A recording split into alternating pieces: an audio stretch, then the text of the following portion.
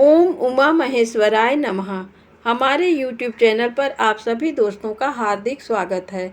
दोस्तों, आज बहुत ही सुंदर कहानी लेकर आए हैं, स्वर्ग नर्क, कर बुरा तो होए बुरा।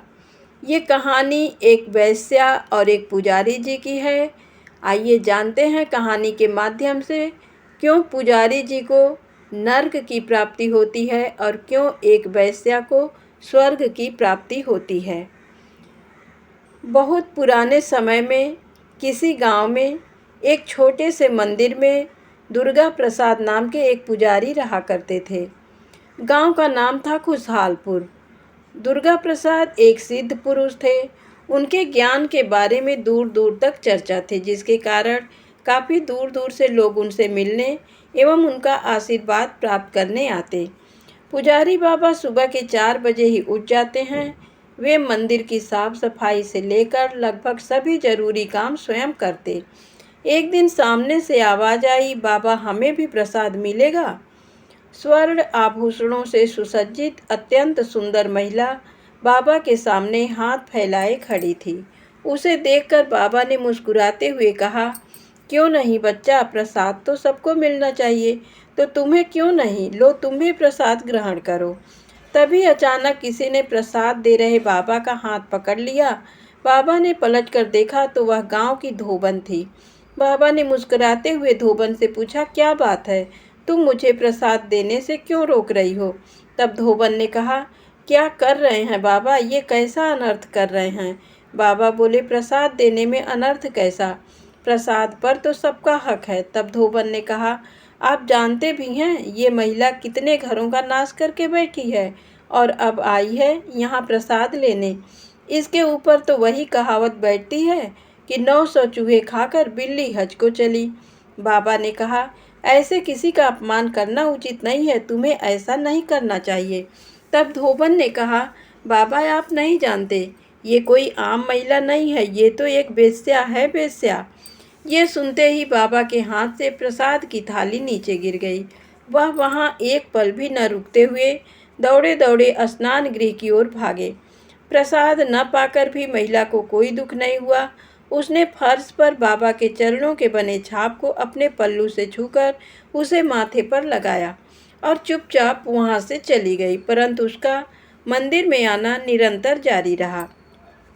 वह रोज़ सुबह अपनी लग्जरी गाड़ी से काफ़ी सज धज कर मंदिर आती, ईश्वर के सामने मत्था टेकती। हालांकि वह अब बाबा के पास नहीं जाती, बल्कि दूर से ही उन्हें प्रणाम कर लेती। परंतु जब भी वह बाबा को प्रणाम करती, तब वे अत्यंत क्रोधित होकर इधर उधर देखने लगते। परंतु महिला फिर भी अपना कर्तव्य कभी नहीं भूलती। वह जानती थी कि उसे अपना जीवन संवारने के लिए जाने कितने घरों का विनाश कर दिया। ऐसे में उनके द्वारा उसे घृणा की दृष्टि से देखना उचित है। यही सोचकर वह बाबा के प्रति अपार श्रद्धा और प्रेम का भाव रखती। वह जानती थी कि बाबा ने न जाने कितने लोगों का कल्याण किया है। वह हमेशा हर किसी के लिए अच्छी भावना रखते हैं और सबका भला ही चाहते हैं। इसलिए उसे बाबा से ये उम्मीद थी कि एक न एक दिन बाबा उसकी मजबूरियों को समझेंगे और उसे भी अपना आशीर्वाद प्रदान करेंगे। परंतु समय के साथ बाबा का क्रोध उस महिला के प्रति कम होने की बजाय बढ़ता ही चला गया। एक दिन बाबा की नज़र उस महिला के ठाट बाट पर पड़ी। तब मन ही मन बाबा ने सोचा, ये देखो ईश्वर का ये कैसा न्याय है। एक तरफ ये महिला न जाने कितने घरों का नाश करके बैठी है, परंतु फिर भी ईश्वर की कृपा से इसके पास गाड़ी, बंगला, स्वर्ण आभूषण और वो सब कुछ है जो जीवन को सुखमय बना सकता है। वही मुझे देखो, मैं कठोर से कठोर तप करता हूँ, यज्ञ करता हूँ, हर किसी का भला करने की कोशिश करता हूँ, मगर फिर भी मेरे हाथ खाली हैं। न तो मेरे पास गाड़ी है और न ही मेरे पास कोई बंगला है। ले देकर बस यही मंदिर है। अगर ये मंदिर ना होता तो मेरे सर पर छत भी ना होती। पहनने को सिर्फ यही फटी पुरानी धोती और रूखा सूखा भोजन है। बाबा इन बातों को सोच सोच कर काफ़ी दुखी रहा करते थे। एक दिन जब बाबा मंदिर में कथा बाच रहे थे, उसी समय अन्य लोगों के साथ ही वह महिला भी वहां बैठकर कथा सुन रही थी।